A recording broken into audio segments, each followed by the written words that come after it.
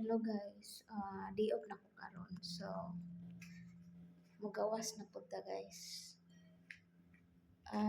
Kada day off jud ako guys, nadyo ko aning lugar kay magpaabot kog Uber. So, karon na pud ko diri guys, nagpaabot ko sa akong Uber. So, nindot jud kayo ang panahon karon guys. So, tanaw na to sa gawas. Oh, hayag kayo. So, nice kayo ang panahon karon guys. So,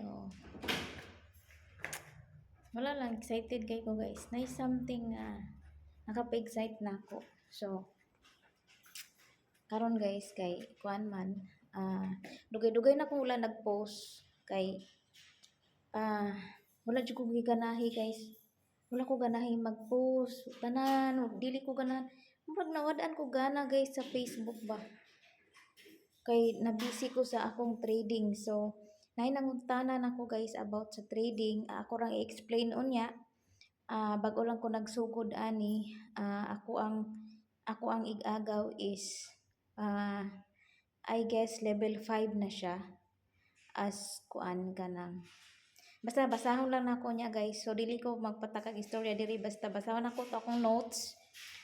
Sa gustong mag-trading guys, legit. Dili ni siya ilad, dili ni siya istorya nga maingon sila nga scam, dili. Ang mga puti diri guys, mao na ilahang ganahan, mao na ilahang source ay kanang silbi. Dili source, part of source of income. Kay while nagtrabaho, nagtrading pud sila. So ana siya guys. So katong nag-PM nako, dili sa nako matubag ron kay day off ko.